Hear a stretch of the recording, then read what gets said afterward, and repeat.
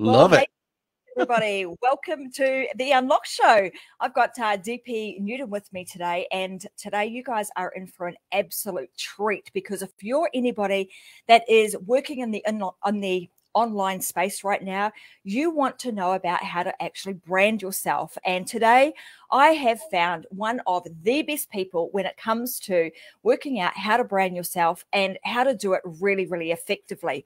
He's worked with some of the world's biggest brands, the brands like Coca-Cola, brands like, Athlete's Foot. We've got brands like ClosetMaid and a bunch of others. So DP really knows what it takes to get in behind a brand and start creating a real brand that enables people to be attracted to you. Since doing that, he's now also the author of NonFiction Brand. So I want to talk a little bit about his book because I know that you guys follow me. You've heard about my brand new book that's just recently come out. And I want to share with you how you can get a copy of DP's NonFiction Brand book. And you'll be able to discover how to craft and communicate your messaging in a truly and completely on you brand, and it's the brand that you already are. So we're going to hear a lot about that today, and also how to use social media and your creativity and culture to be able to build that brand in a really, really effective way. We're going to cover things like personal branding, small business branding, and today's show is all about understanding that intersection of branding and culture. What the heck does that actually mean? We're going to be peeling back the layers and uncovering exactly what it means to understand that intersection of branding and culture. So I want to say a warm welcome to DP today. Welcome to the show. Great to have you here. Let's get stuck in and let's share with everybody. Like, I know you've got this extensive background that has enabled you to get in behind some of the biggest brands in the world. But let's distill that down to even how somebody who is like just going out on their own or is just a one-man band, how do we distill that down to somebody even like that could use these branding techniques to really create a authentic brand for themselves? Well, thank you so much for having me on your podcast, Tracy. This is wonderful. I love my Australian friends, and now I've made a new one in Brisbane. I've already got Absolutely have. I've got people in Gold Coast, Sydney, Perth already, so I'm glad to add Brisbane to the list. Well, let me put it this way. There's a brand I'm sure you've heard of called Coca-Cola. In fact, I think there was a movie with Eric Roberts called The Coca-Cola Kid about taking that to Australia. Anyway, early on in my career as a copywriter, and I am a writer by background, I worked on Coca-Cola in Atlanta, Georgia, the home of Coca-Cola. And very young copywriter, I would go in and present my TV spots, my radio spots, my outdoor boards, whatever it was. And I would present to across a table with about 5 different people, all of whom had MBAs from Stanford and Harvard and Yale here in the United States. And they were there to do one thing, not approve the ad, but kill the ad, because the brand that is Coca-Cola is so guarded and careful about constantly telling its true brand stories that they will kill an ad more viciously than they'll ever support one, no matter how good it is. It could be hilarious. It could be touching. It could make you cry. If it did not cover 3 conceptual bases in every single communication, it was dead on arrival. What were those conceptual bases? This is the secret recipe of Coca-Cola, not for the liquid, but for the brand. Authenticity, refreshment, and sociability. Those 3 words, those 3 concepts had to be communicated in one way or another in every single ad or marketing communication that I created. If it covered one of those bases, it was dead. If it covered 2 of those bases, it was dead. If it covered all 3, it could go to the next level of review. And by the way, there were 7 levels of review at Coca-Cola for everything. And I asked myself initially, why do you have 7 layers of approval for an advertisement that goes that covers a soft drink?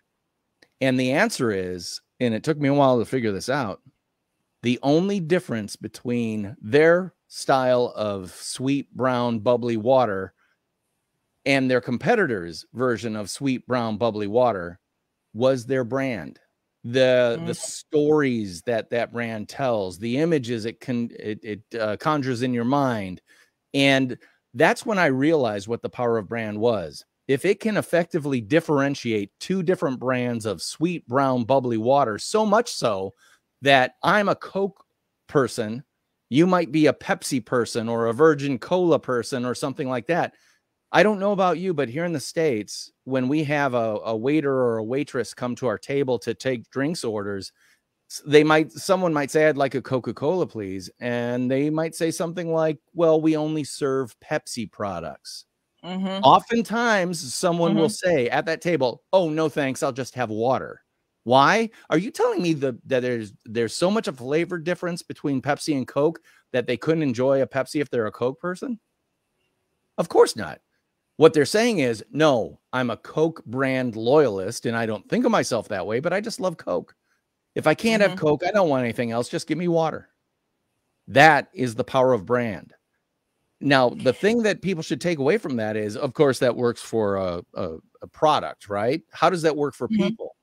It works the same darn way. For example, Tracy, I'm just meeting you, but I've seen your website, and I already know 3 key things about you. 1, you're very systematic and optimized. You've got multi-channel nailed. You are organizational and personable and entrepreneurial. So I can combine the organized into 1. I can talk about the personable as your second, and your third is that you're entrepreneurial. So all of a sudden, am I getting you right, Tracy, by saying that you're organized, you're personable, and you're entrepreneurial? Spot on. How did I know that? I read your website. I saw I heard your podcast. I saw everything you're doing. You are doing what Coke does, telling the same stories over and over and over, and doing the key word on personal branding. You're not telling me, you're demonstrating all these things to me. There's a difference. I can tell you all day long that I am a Romanian gymnast. I will never be a Romanian gymnast, but I will be what I truly am at my core. To be completely true to myself, I am, my 3 words, collaborative. I work with people. I make things better because I work with people. I'm creative. I cannot be on the organizational side of the fence because I'm too darn creative. I'm like a fruit fly in a grocery store, where in the fruit section, going from bananas to apples to pears to grapes. I'm all over the place all the time. But the 3rd word, and this one was the hardest one for me to come up with for myself, it was actually given to me by other people. When they would tell me, you know what you're really good at? Pissing people off. And I'm like, what does that mean? No, it's not in a bad way, but you provoke them. You make them think. And not everybody likes that. And by the way, not everybody likes me, and I'm okay with that.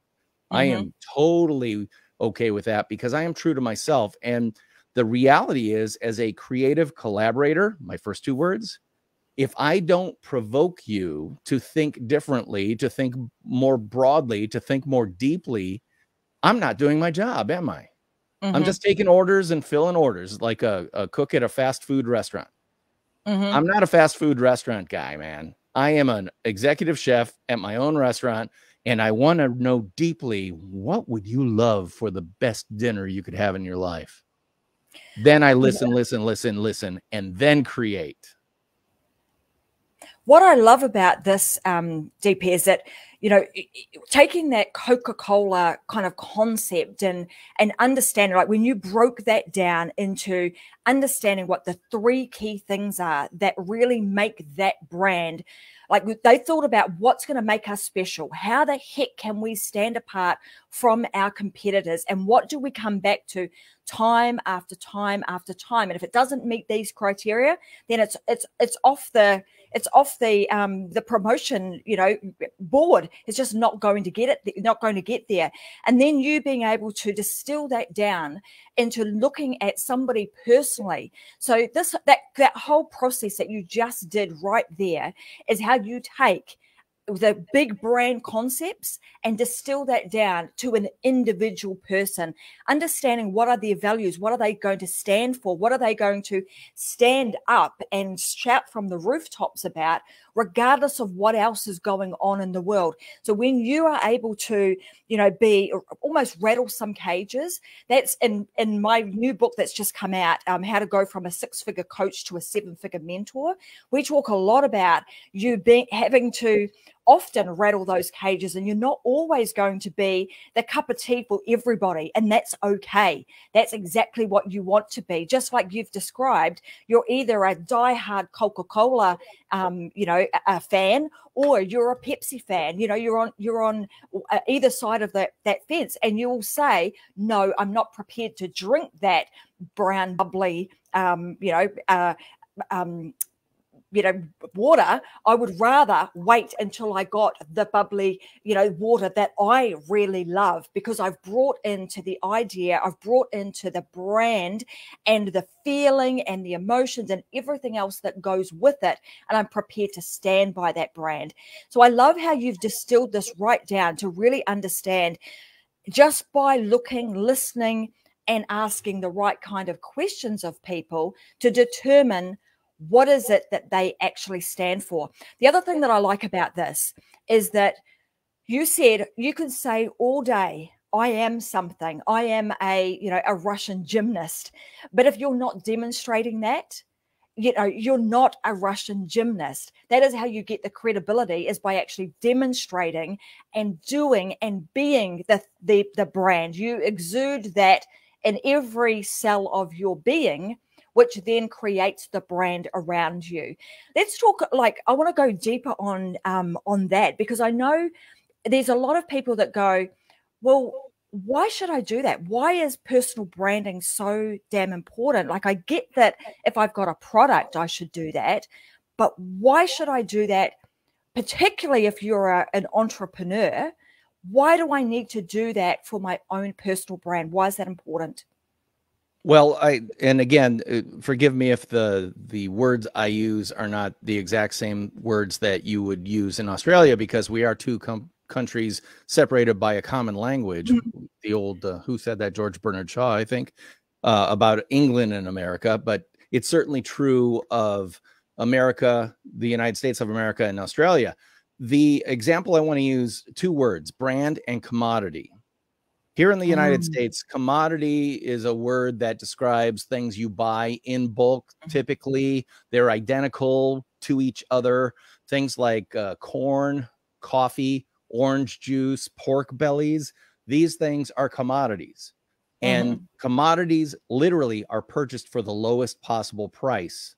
Meanwhile, brands, especially well-founded brands, command a premium in the market. Witness Coca-Cola. Again, use that as an example. You can get off-brand colas that, frankly, I think taste really weird, but then I'm a Coke loyalist. But you'll pay more for Coca-Cola. Why? Because it is Coca-Cola. And another example would be Apple. I'm a huge Apple fan. Everything I have is Apple. I probably have 50 different Apple devices in my house. And full disclosure, I love Apple so much, I own Apple stock. Seriously, fanboy on Apple, but for reasons that are well-founded based on my personal experience. They have always treated me well in terms of a user. I love their design.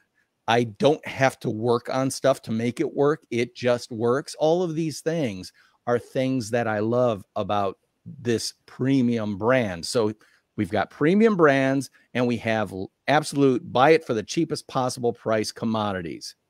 If, bear with me here, I'm making a big pronouncement. If you are not a brand, you are absolutely a commodity. Come to you and say, I know my brother-in-law can make me a logo for $50, so I guess I would be happy paying you $65. Do you want that job? No, you want to build that premium brand position so that you can command whatever price is appropriate for your services based on what you deserve. There's a great story about Paula Scher, who is the woman from a design firm in New York that did the Citibank logo that is global.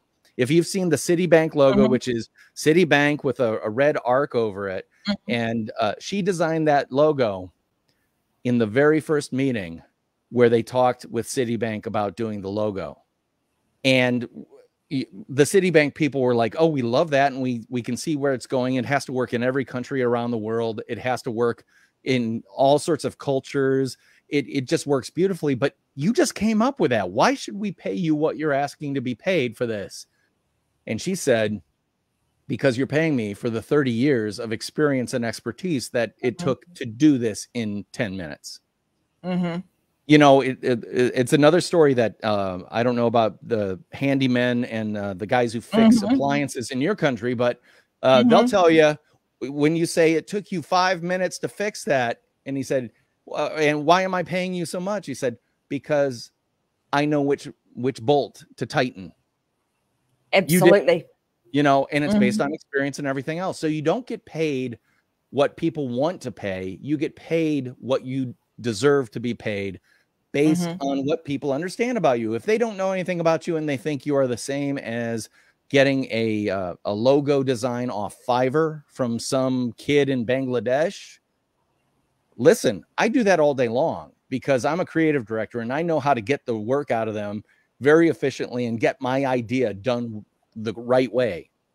I do that because I've got the experience to communicate with them, and then I'll take that logo and make it even better before I pass it off to one of my clients. But my point is, I will go to low-cost providers because they'll give me the first draft that I can then improve upon and add my special sauce, my special mojo and magic to, and then pass that along to other people. Why? Because they are a commodity. I could have 15 different logo designers create logos. I pick the 2 that are good, plus those up, and then take them to my clients who are now delighted. How can that happen? Because I'm a premium brand who then can engage with commodities. So what are you? Are you happy being a commodity that's easily replaced by someone else just like you? Or are you a premium brand that is one of one? Are you one of many, or are you one of one? I suggest the best place to be is in a world where you are one of one. There is one Tracy Wilson. There is one DP Knudten. And guess what? Again, you may not like me. No problem. A lot of people do, and I'd rather work with them because they're going to be happy and you're going to be a pain in my butt. Absolutely. Well, let's talk about that. Someone's saying, bam, absolutely. That is so true. You know, when you understand authentically who you are and who you want to serve, then you can attract the right kind of people. And those that, you know, don't gel with you, don't jive the same way that you do, then, you know, they can be repelled and there's a place for them elsewhere. So I want to talk about, you know, shifting from this commodity world, which, you know, most people, when you look around, like if you drove down the street here where I am in Southport, I'm actually on the Gold Coast, not too far from Brisbane, but, you know, you look around, that you know, concept of looking at the car dealership, I can drive down Ferry Road and look each side of the street. And in most cases, there is car yard after car yard after car yard that all look the same, except when you get to the likes of Jaguar, or you get to, you know, all of the premium brands. And there's a fundamental, like you're talking about, fundamentally the different things that they have created, which is a brand that enables them to command that premium price to premium people than Joe Blow, who is just the car yard across the road, who is lined up, you know, next to, you know, 5 or 10 other car yards that are in that same commodity space. And what do people generally do when they're in that commodity space? People will go from car yard to car yard to car yard, trying to find the best possible price to hammer that car dealer down to the best possible price they can. Generally speaking, you do not find that if you were to walk into, you know, a premium Audi, you know, a Mercedes-Benz or a Jaguar or one of those, you know, premium car dealerships. You just don't get to do that. You walk in there knowing that I'm going to be prepared to pay that premium price. Why? Because I have an attachment to that brand. Have you ever heard this specific story about Audi, about the car that cost $10,000 too low? It was priced $10,000 too low. The story goes like this, and I've heard it about Audi, and I've heard it about the American brand Cadillac. So who knows? This is maybe one of those apocryphal marketing stories, but it's a parable that tells a truth. And that truth is that Audi wanted to come out with an entry-level car so that people could get into Audi, the brand, easier. Because once you're in a brand, you climb that brand as you age and have more money than time, and you don't want to haggle. You just go in because I'm an Audi guy. Why do I pick Audi? Because they're sporty. You know, they aren't the owner of the company's brand. That's Mercedes-Benz. I'm a more sporty, younger guy, so I'm going for Audi because they do all the racing in Europe, and I follow that, and it's sexier and it's more fun. Well, Audi came out with this entry-level brand, or not brand, but entry-level model, and they priced it very affordably at some place in, well, it's affordable for Audi, which would be, let's say, somewhere in the mid 30,000s US. $35,000 Audi, that's incredibly cheap for the, you know, for what you would get in the US. Guess what? It didn't sell. Why? People don't buy Audis to get a cheap Audi. They want, when you can afford an Audi, you walk in, you don't necessarily haggle. It's not like you want to get screwed by on the price, but you've reached the point where I don't have to haggle anymore. I can whip out my black American Express card and they can run it, and I walk out with the car of my dreams that I've been thinking about for 25 years as a working adult. I don't have to do what I did in the past, which was find the lowest price commodity car that I beat the salesman up to try to get the best possible price. I have arrived. Audi is a signal to everybody that I have arrived. So why would I shortchange myself on that? Give me a real Audi, not the junior version of an Audi. So what should they do? And I suspect that they raised the price. Right? Yeah, well, they have to, because they raised the price $10,000. Yeah, they raised it $10,000, and then it started to sell because people had expectations of what a premium brand is and what a premium brand costs.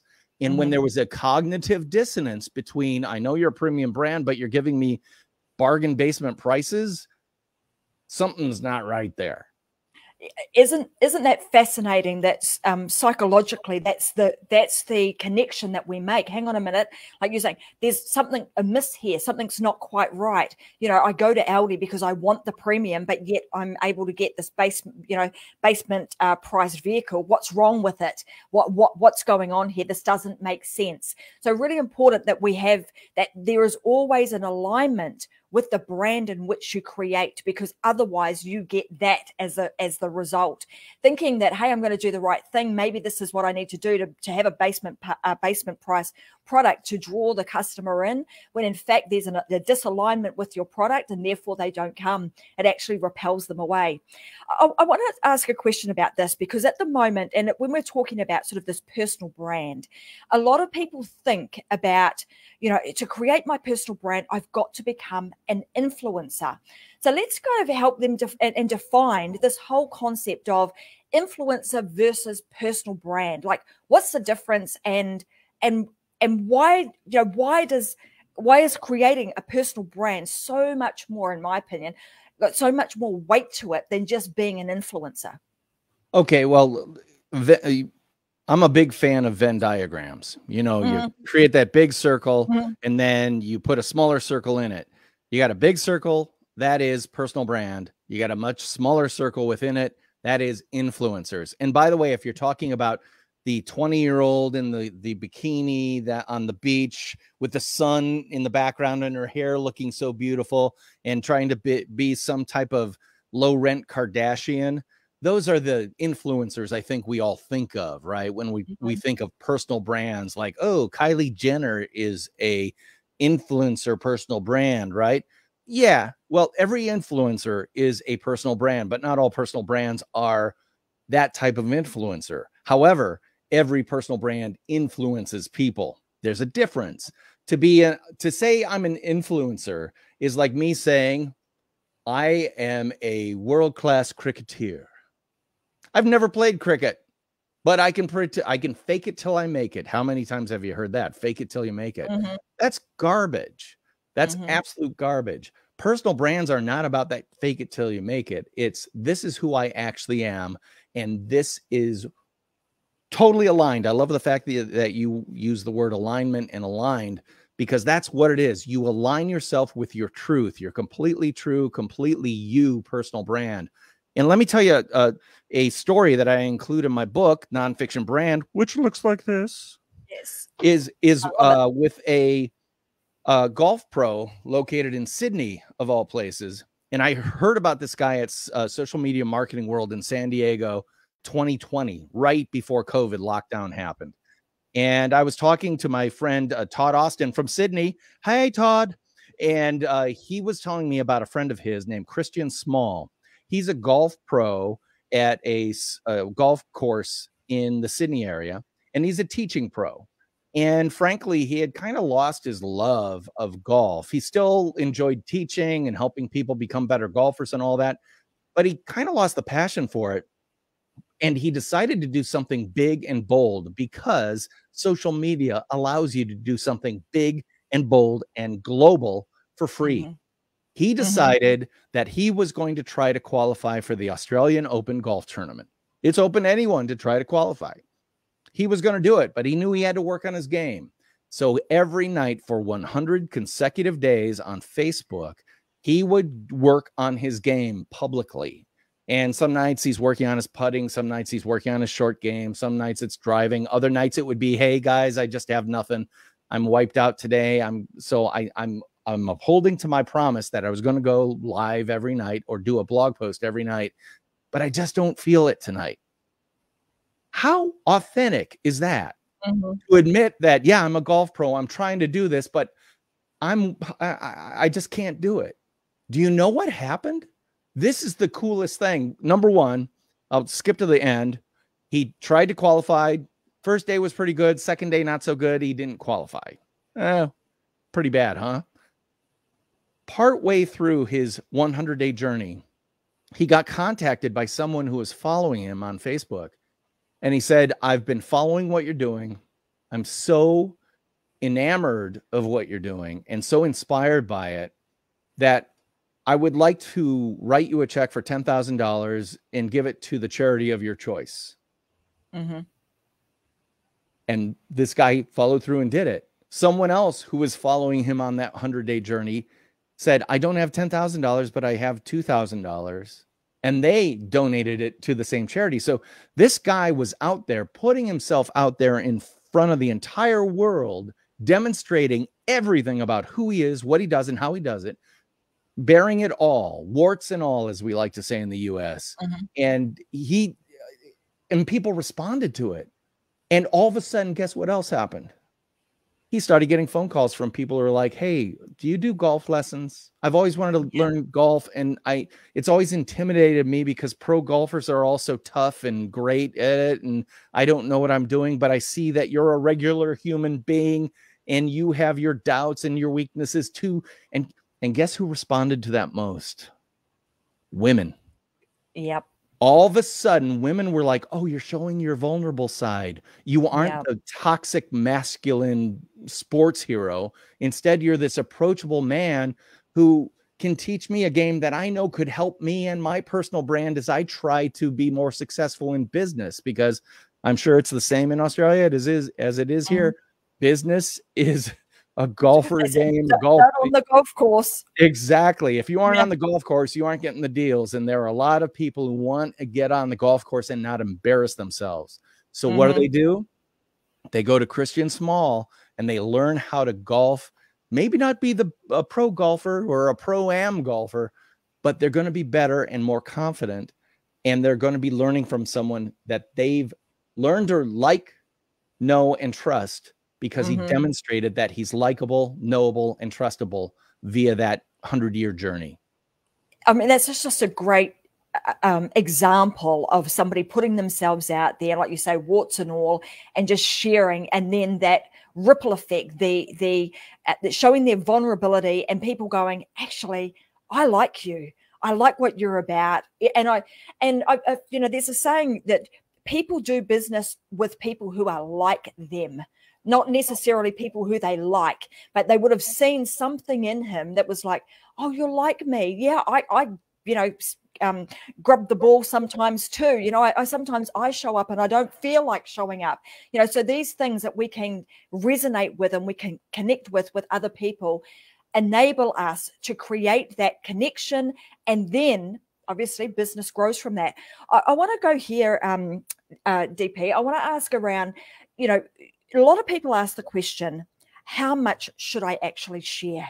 You know, I'm frightened. I don't know if I should be sharing this much. You know, is there a limit? Is there a point where I kind of can overstep the mark and be a, quote, oversharer? What should that look like, and what sorts of things should people be sharing that shows them, you know, in their truth, shows their vulnerability, shows their authenticity, but not take them to, you know, let's say the crazy zone? All right. Well, that's a really great question, because a lot of people overshare. We know way too much about people's health problems and things like that. And I'm not suggesting that there's not a place for that, because when it comes to brands or personal brands that are literally mining the seam that is their medical history or whatever, a lot of great work is being done by people who are sharing authentically of themselves, whether they're diabetic or have Parkinson's disease or any other chronic disease. By coming out and helping other people, they are actually showing who they are, if they are authentically that. Now, I have a concept in my book I call selective authenticity. And I think it's instructive and important, because I don't mind being authentic in certain areas, but other areas are no-fly zones. You do not cross it. Like, for instance, I never mention my daughter's names anywhere. Why? I'm protective of them. I'm their father. I dedicated the book to them and used their first initials. Now, anybody who wants to can figure out what their names are. It's not that hard. The Google tells everybody everything. But it's just my way of saying that's a line that I've drawn. I won't talk about them. I won't mention their names. Why? Young women have enough problems on social media already. They don't need their dad piling on. Right? Other things. I'm not a big one for sports, except for one, which is the blood sport of American politics. I follow it like people follow their favorite soccer team, football team, whatever. I don't talk about it, because I think you're probably aware that America's pretty divided right now when it comes to things politically. And if I was too strident one way or another, I would be effectively cutting out 40% of people who might want to engage with me. That's just not a good business strategy. So I choose not to do that. Am I denying myself and not giving out my full truth? Yeah, I'm not, because a lot of those things are mine. I get to decide what's mine, not you. I will share. I will share that one of the reasons nonfiction branding is so important and personal branding is so important is because of something I call your X years. The years where, when you look like me as he strokes his white beard, you get to the point where you're incredibly experienced, you are recognized as an expert, you're very expensive, and therefore you're expendable if you don't own the agency you work at. Happened to me twice. I don't mind sharing that very crushing story, because it's illustrative of why, after 25 years of working in marketing, I got off my butt and started a personal brand myself. I was the proverbial shoemaker's child. I was great at telling other people's stories and building brands for other companies and individuals and products and services. I didn't do it for myself. I was barefoot. And it did not serve me well when the cricket bat called redundancy was swung right at my forehead twice. I have a saying: if you don't own it, it's not yours. If you don't own your company, they can get rid of you anytime. It doesn't matter how good you are, because if you are the highest price on the spreadsheet, the highest cost for salaries and stuff, if the agency loses a big client, they're going to look, we get rid of one of him and we get to keep 4 of them. We're going to keep the 4, get rid of the 1. Absolutely. It's that So transition from being a commodity, right? Because even when you're working for somebody else, you are that commodity. You're dispensable. They can, like you say, look at the balance sheet. You know, that DP, sorry, it's your day. You're out of here today because I can keep 5 Tracys to one of you. So therefore, you know, what are we going to do? I'm always going to do that because I'm looking at my bottom line. Yeah. Well, and also the businesses have a really hard time putting a value on wisdom. They're really good at understanding why sales guys can be jerks. And as long as they're bringing in new clients and stuff, we'll keep them. They don't understand the wisdom of, no, get rid of the toxic sales guy because everybody else will work better if that toxic salesperson's gone. Yeah, but they bring in a ton of new clients. We can get better people to get those clients. We don't need a toxic pill that's killing the rest of this organization. That's the voice of wisdom. Many businesses don't value wisdom. Wisdom is attained over years, not classes or certifications. It happens when you've got intelligent people who are constantly scanning the horizon, watching, absorbing, learning, and then take all that stuff and apply it to the challenges of a business. I mean, I cannot tell you how many times that I've been the one person in the room saying, no, we can't do that. And it's like, oh no, it's hilarious. It's funny. Okay. Let me tell you a story. This actually happened here in the United States. We have Veterans Day, which is a big day. It's like Memorial Days or the Days of Remembrances, where you actually memorialize or support the armed forces of the nation, right? And so on social media, everybody every brand puts out the, hey, Veterans Day, you know, celebrating America's heroes and all that stuff. And this one company put out a tweet that had a picture of black and white photo. It looks like it's World War II, you know, soldiers and fighting for freedom and all that stuff. And the person who picked the photo didn't know enough about history or the helmets worn by the combatants. And so they put in German SS troops celebrating the American soldiers that, you know, invaded at Normandy. What a huge embarrassment. Had there been one wiser person in the room who knew something about history, they would have killed that idea. And doesn't matter how many people loved it. That's dead. And here are the reasons why. No harm, no foul, but learn from this.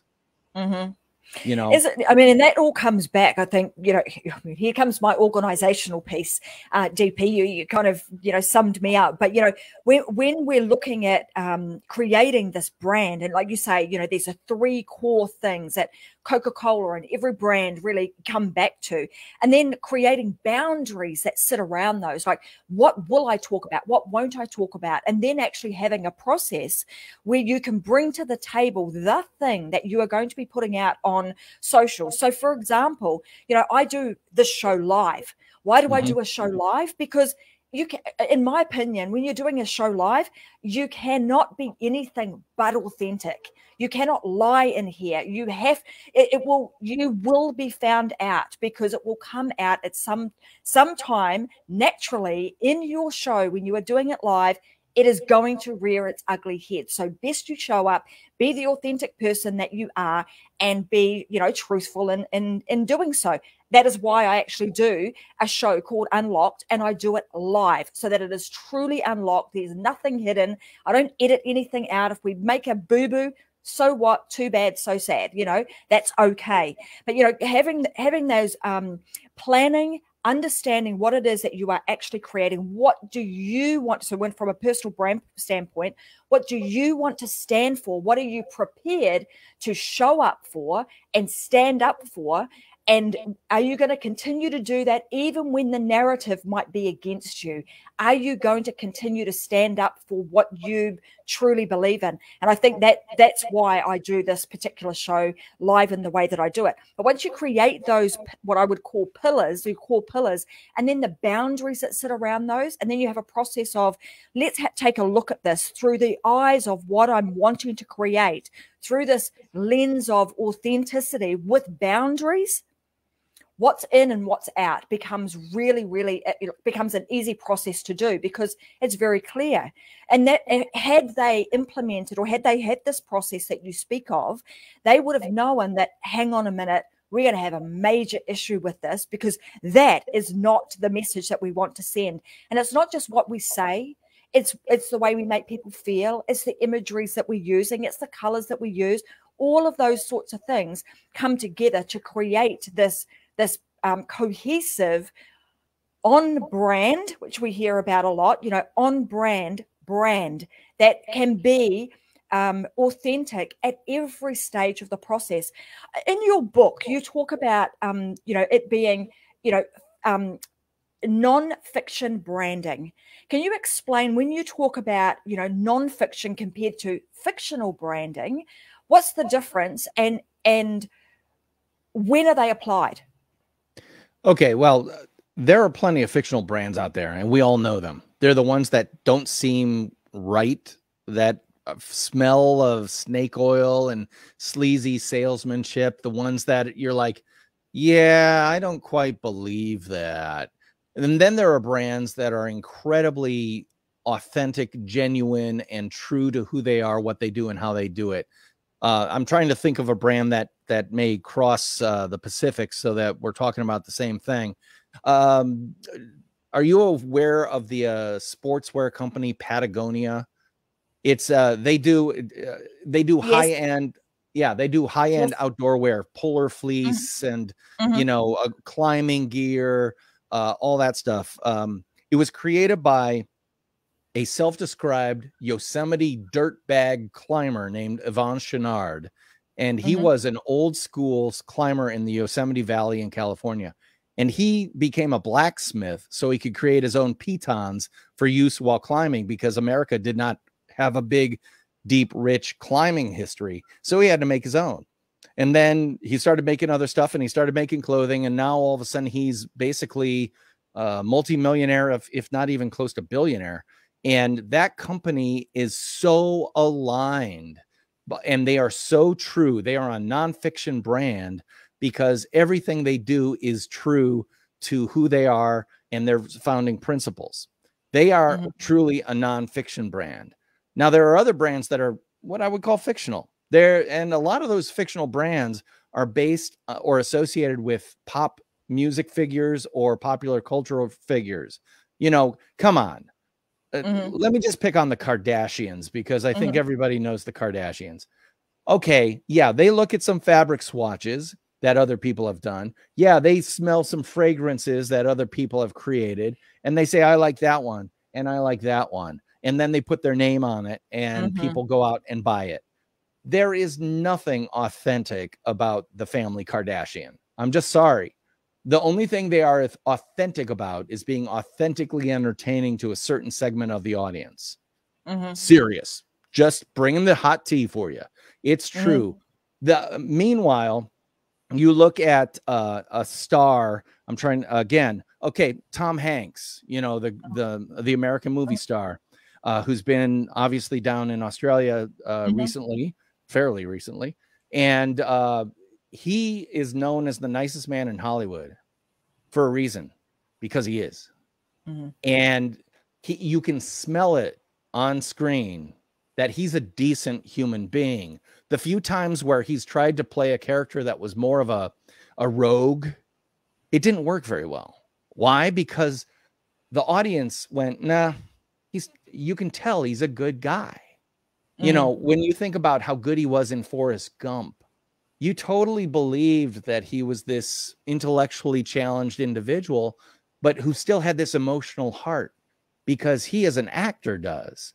There are very few actors who can be fictional characters. There has to be something nonfiction about that character when it comes to who they are, what they do, and how they do it. Now, the interesting thing is one of my favorite actors, Anthony Hopkins, has been identified and diagnosed as being on the autism spectrum, a very high functioning individual. So I find that fascinating because he's able to artificially occupy a character where other people like Tom Hanks, they are the character. Do you see the difference? Yeah. And, you know, again, fiction brands, like I could, right now, I'm wearing a black shirt with black frame glasses. Truth be told, I own 6 of these shirts, and I actually have 10 frames of these glasses so that as my prescription changes, I will always have the same glasses. Now, these are not some wild colored glasses. They're just black frames. They fit my face well. They look good. Whenever you see a photo of me, it's going to be in black and white. Why?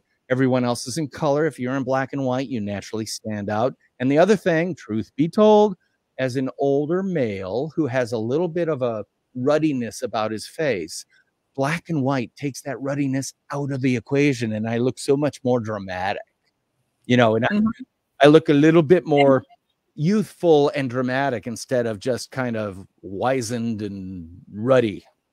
So these are things that are packaging things for my personal nonfiction brand. But I will point out this: you will never see me wearing a tie, a necktie. You will rarely see me wearing any type of blazer or sport coat or anything like that. You will never see me in a 3-piece suit. Why? Because that is so far from who I am and the way I roll that if I were to try to do that, I would look like some country bumpkin coming into the big city going, golly, Miss Molly, I sure am thrilled to be here. Yeah. Well, it would just not feel right, right? Yeah. So, like, as you talk about those 2 different actors and their ability to be able to consume themselves or become those characters. You know, for someone like Tom Hanks, it becomes really simple for him because if he's playing the character of the nice guy, he is the nice guy. Right. So he doesn't have to really think too much about, gosh, I've got to change I've got to try and transport myself into a completely different body, mind, soul of this new character that I have to create. It's taxing and time consuming. And so therefore, when we pull that back to like personal brand, when you can create your personal brand that is authentically you, it becomes easy. Yeah, there's no acting required. You don't have to try and transport yourself somewhere else. You just be you. I did a presentation earlier today, and someone contacted me afterwards, and we were talking about the key 3 idea that you have to have these 3 concepts and stuff. And she was talking about how that really helped her. And I just mentioned to her that, and this was a conversation through LinkedIn. I mentioned to her and I said, it's always great to see you being the true you, meaning that the person I know is the person you present yourself in every post you do on LinkedIn. Her response back was, yeah, well, it's so much easier to be yourself. You don't have to remember who you're supposed to be. And that's exactly it. You don't have to front. You don't have to fake. You just have to be you. And you know, the thing that I love about this and why it should be shouted from the rooftops is because a lot of the time, this is the one thing that stops a lot of entrepreneurs in their tracks because they're looking on social. You know, we're pulling out our phone, we're scrolling, and we're saying, oh my God, so-and-so, they do this so amazingly. I can never live up to the same, I can't do the things that they do. What this does, what DP is talking about today, and being, you know, authentically you, having a non-fiction brand that you don't really, you know, you have to think about at the outset, like, who am I? What am I going to be about? What are my values? What boundaries am I going to set, etc. But once you stick to those, you don't even, it becomes simple. You want to be then in flow. Whatever you put out on social becomes a lot simpler. You're no longer creating yourself as a commodity to have to compete with somebody else. And that therefore that feeling of I can never live up to the same things that so-and-so does, or, oh my God, look at what they're doing. It doesn't matter. You take all of that off the table because when you flip it around and they're looking at you, they're not going to be able to do what you do either. This makes it creates a space all in of its own. You create your own ecosystem when you do this, and you take yourself out of, in marketing terms, that red bloody ocean where you're trying to compete with a whole lot of other people and just never really making any headway. Let's go down this path. I want to ask, for those that are wanting to create their own personal brand right now, where should they start? And what is the best way for them to start beginning their own personal brand, like as of today? Well, the one thing I can do is I can offer them 3 worksheets that can get you started. All you have to do is go to nonfictionbrand.com/gift, and you will be able to download 3 PDFs. You don't even have to give me your email address, because frankly, unlike Tracy, who's got everything on point, I am terrible when it comes to click funnels and marketing and all that optimization stuff. Why? Because that's the way I roll. That's true to my personal brand. That's why I need a personal brand like Tracy Wilson working with me to hammer all this stuff out. But anyway, enough about that. Let's talk about those 3 worksheets. There are one of them is what I call the Key 3 worksheet, which asks 5 simple questions that'll just get you started thinking about what your key 3 might be. And one of the questions on there I especially like is, what is something that is absolutely legal in your field of endeavor that you refuse to do? In my case, marketing, I won't do tobacco advertising. Why? I don't believe in it. It doesn't suit me, my personal brand, how I feel about the world. I won't do it. Why ask that question when defining your personal brand? Because what you won't do, don't do, often defines you better than what you do. I won't do that is a way of saying there's a boundary there I do not cross. Great. Boundaries are what help you. And that's what a lot of people don't understand is, if everything's possible, nothing's possible, because there's too much. I don't know where to start. Every painter starts on a canvas with parameters. It's got edges. You can do anything inside this canvas. And then you've got a limited number of colors on your palette. You can do anything on that limited canvas with those limited colors. And then you start getting really creative and go, yeah, well, I wonder, can I use dirt? I could probably pick some grime off the ground and throw it on there. Well, I found some trash. Let's do that. All of a sudden you're getting very creative because you have parameters. So that's one of the key things is embrace parameters. They are your friend. Like you mentioned, if you know who you are and you have your key 3 figured out, what am I going to post today?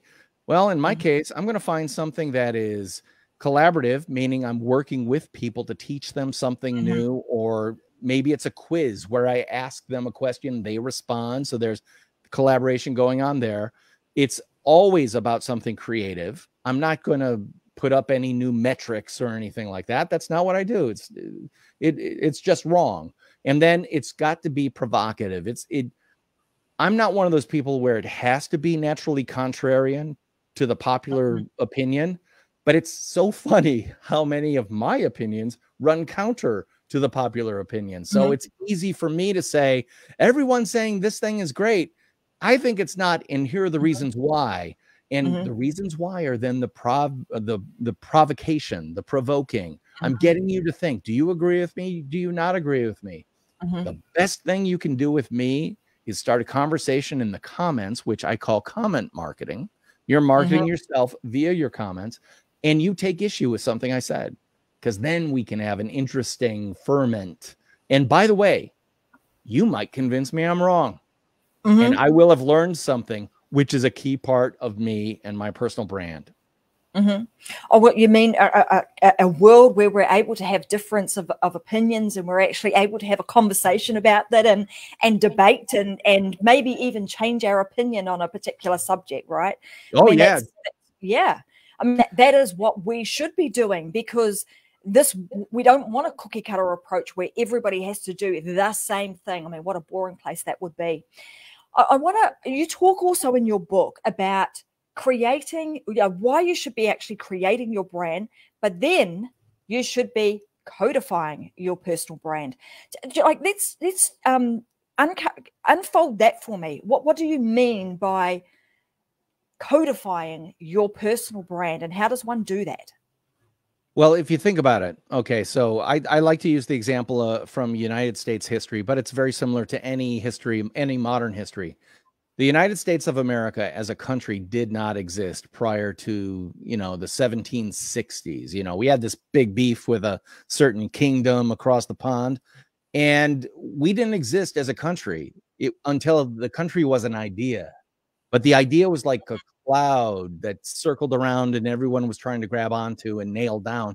Nobody could until they codified it into written documents. And here in the United States, we have three key founding documents. The initial one, the Declaration of Independence, telling King George to go fly a kite. The second one, which was the Constitution of the United States, that outlined the basic structure of our government. And the big third one was the Bill of Rights, which is saying, by the way, we thought we spelled it out pretty good in the second document, but we didn't codify it. So now we're going to have to codify it into a third document that says you have things like freedom of the press, freedom of religion, freedom of assembly, freedom of this, that, and the other thing. It enumerates what those freedoms are. So now the United States of America has a brand founded on documents. And those documents are so important. We have a tricameral government, or three parts. We've got the executive, the legislative, and the judicial. The highest court of our land is the Supreme Court of the United States of America. Know what they are? Glorified brand cops. They make sure we hold up to our brand that is written down on paper. And the questions they answer are not, is it gray? No, is it black and white? Yes, no. Are we on brand? Are we off brand? Every good marketer does that all the time. I like it, but it's kind of off brand. And every marketer knows what off brand means, which is not for us, because it doesn't fit our brand, which has been codified. So even an individual, why can I very easily say my key three are collaborative, creative, and provocative? Because I've written them down. Why do I know the no-fly zones for what I will and won't do? Because I've written them down. Why have I gone through the trouble of understanding deeply the first principle concepts of who I am? One of my key three could be, I'm a writer. No, I'm not a writer. Writing is a tool I use for what I really am, which is creative. You got to go back to the first principle. Like if you're a graphic designer, you can say, well, I'm an artist. No, you're not. Well, you might be, because there are graphic designers who are truly artists. But for most of the graphic designers who work in advertising and marketing, they are communicators, visual communicators. And so all of a sudden, how is a graphic designer different than me? Well, I'm a creative, they're a creative, but they're a visually oriented creator. So they always post things that are visual. They post new color trends. They post new typography. They give their take on someone's logo. They share their own logos and explain why they did what they did and invite reactions from people in the audience. They become teachers of visual communication. So you have to do the work so that you don't lose your script. You got to have a script before, otherwise you just drift. I know right now there are areas that I will not touch because I've written them down. And the thing that you speak about here, it's almost more important to understand the no-go zones. Like when you understand like what I'm not going to do, what I'm not prepared to sacrifice, what I'm not prepared to stand up for, it makes what you are going to be, the authentic you, kind of become a whole lot clearer. And, writing this stuff down, which you typically would see in a set of brand guidelines, right? So typically we would see this stuff written down in business plan, in a set of brand guidelines that you then can come back to on the regular. I mean, they talk about that being a living document, and under normal circumstances, when we talk about a living document, that's the sort of thing that can be changed. In this case, it's like it's a I mean, the Declaration of Independence, the Constitution, the Bill of Rights, they're all like stamped, sealed, delivered. They are what they are. And that's what we're saying about this is once you set your brand parameters, your brand guidelines, who the heck are you? What are you going to stand for? They are what they are. They're in stone, and you then create the no-go zones sitting around that, which become your parameters, your boundaries, where you won't go. Right. And make no mistake, this does not hinder you from pivoting.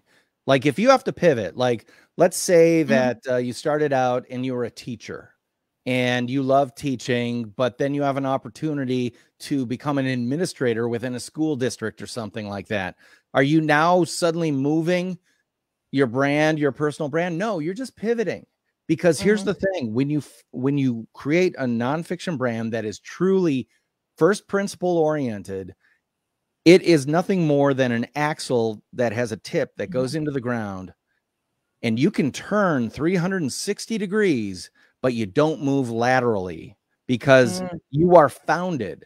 So creative, collaborative, provocative. Does that mean I can't become a teacher? No, it means I better be a creative, collaborative, and provocative teacher.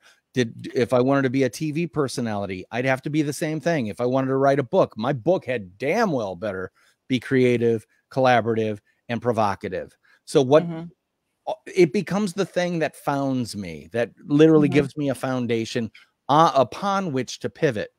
Because if you've ever seen a top, the child's toy, that pivot, it goes all over the place really, really fast. And yet it's stable in one place until it runs out of speed and then starts rotating and falls apart. Once the discipline is gone, it goes all over the place. Yeah. Don't be the top that's losing its power. Maintain that power, keep your discipline and stay focused and keep spinning. I'm going to say the sad thing about this, DP, is that we talk about this often in the entrepreneurial and in the business space about the concept of creating your own personal brand. But this is just as important in if you're working for somebody else or you're in the corporate sector. This is just as important, because once you understand these, once you can create your own personal brand, you have your pillars that you are going to continuously come back to. What does it enable you to do? It enables you to look for companies. If your calling is, I'm going to be working for somebody else, that's what I want to do, I don't want to have my own business, at least you can go out and you can find other businesses that are in alignment with the values and the pillars in which you hold. And that way you'll stay very, very true to who you are, even if you are working for somebody else. So I want to, it's so important. And this stuff is not spoken about. It's not spoken about in school. It's not spoken about in universities. We just don't go there. It only really comes to light when you're working in, with branding yourself when you're an entrepreneur or you're working with a business. And it's a missed opportunity, because here's the thing a good, well-known personal brand can do for you. You've got companies coming to you because they know who you are, what you do, and how you do it. And you don't have to send out resumes or Vitas or anything like that, because they have seen you demonstrate all the qualities that they would want to bring into their company. And I'll just share this story with you, because when COVID hit here in the United States, we got locked down hard. And you probably saw some of the news on that, the same way I've seen news about how COVID's affected Australia. My business took a hit, and 50% hit. People, pulled their dollars back in. They got defensive. A lot of the stuff I do is presentations and to live events and conferences and things like that. That all went away. And I'm like, this is suboptimal. It's just not great. But I'm not the only one who was hit hard by COVID, right? So I'm not feeling bad for myself. As I'm finishing up the book that I wrote and was published at January 1st of 2021, I got an email from a company that I had served through an ad agency I worked with in Florida here in the US. And they just wrote me a very kind note saying, hey, we always liked working with you. Would you be interested in doing some freelance work for us, comma, or potentially join our team? And I'm like, one, yeah, freelance work, bring it on. But tell me about this join your team thing. Turns out, and I referred to this earlier, one of the times that I was hit in the head with a cricket bat of redundancy was with this agency in Florida. They were bought by another agency, and one of the principals of that other agency was a creative director and a writer. So they didn't need me. So they got rid of me, and I went away. But this company stayed with the agency for a couple more years. And then they realized, you know what? We liked the creative work we got working with DP better. So let's get rid of the agency. Why don't we call DP directly and see what would happen? So I'm just going to tell you, I'm north of 50 years old. North of 50 years old is the no-fly zone for hiring in the advertising agency, especially if you're a white male. That's just the way it is. And I have no problem with it. It's just the facts.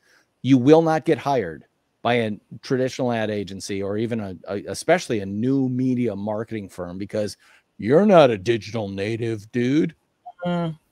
So plague year of COVID-19, at the end of that year, I get an incoming invitation to join a team for 90% of what I was making at the height of my career elsewhere. Because they know who I am, what I do, and how I do it. We have a saying here in the United States, you don't look a gift horse in the mouth, meaning you don't quibble on the size of the teeth that indicate the age of the horse. You take the horse. Needless to say, I took the horse and am the proud creative director of Southeastern Guide Dogs in Palmetto, Florida, even though I live and work in Madison, Wisconsin, which is 20 hours away from the actual location in Florida. They don't care. They want me, no matter where I am, to work with them because they know who I am, what I do, and how I do it. That's the power of a personal brand. I mean, I got a job offer coming into me when I'm unemployable during a plague year. I'll take that every day of the week. Absolutely. Well, there you go. That's the proof in the pudding, right? It's like you're out there, you're doing it. They can actually see that you're demonstrating exactly what it is that they need.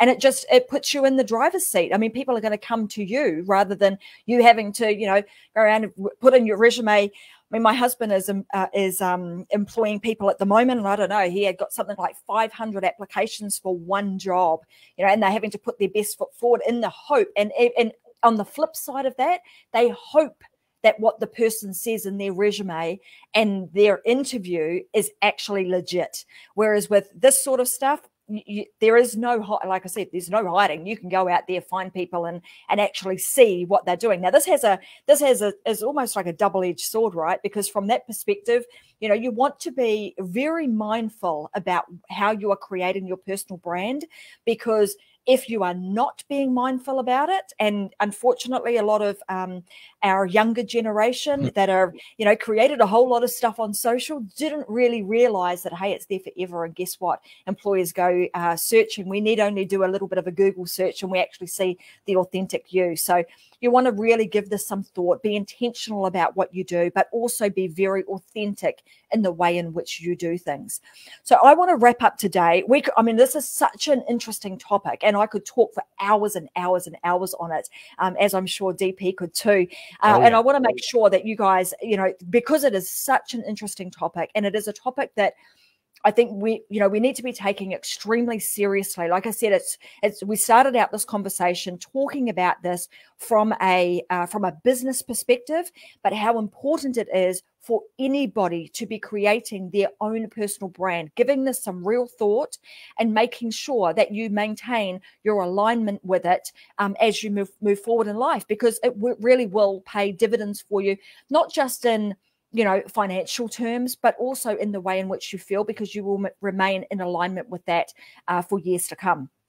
So before we wrap up today, let's tell them about where they can get a copy of your book, because you're in that book, you do delve deep into all of these aspects, helping people to really create this nonfiction brand that is truly and authentically them. Where can they get a copy of that book, DP? Where's the best place to go? Well, all I got to say is Amazon. And yep, it's on amazon.com.au. Just look up, I'm looking it up right now just to make sure that it comes up. Nonfiction brand, awesome. Does it come up straight? Yep. The very first thing you enter nonfiction brand, you'll see it in there. It's available as both Kindle download or as a soft cover book. And let me give you a brand tip. Always get the book version, because then it becomes a perennial reminder of who someone is. And let me give you an example. A friend of mine took 2 years to get on my podcast because they were always busy and stuff. I kept hassling them because I had their book on my desk. It was a continual ping on the radar screen. Don't forget, get Allison on the podcast, get Allison on the podcast. And guess what? I got Allison on the podcast. So get the softcover book or the Kindle, whichever you prefer. But I would love to connect with your audience in any way possible. You can find me at nonfictionbrand.com. And that's a whole lot easier than trying to spell my last name. Beautiful. So nonfictionbrand.com, guys, is where you can go. Let me just pop that up on the screen too. Let me get rid of that. And I'll just do this. And boom, here we go. So nonfictionbrand.com is the place that you need to go to connect with DP and get some more information from him. Today, he has shared so much of his wisdom and his insight and his experience working with some major brands. And we've today distilled this down into how you can create your own personal brand. There are some specific actions that he's asked you to take today. One is to head on over to nonfictionbrand.com/gift. That's where you can get a copy of the 3 documents that he has spoken about today, so that you can start preparing and planning and, creating your own personal brand with intention.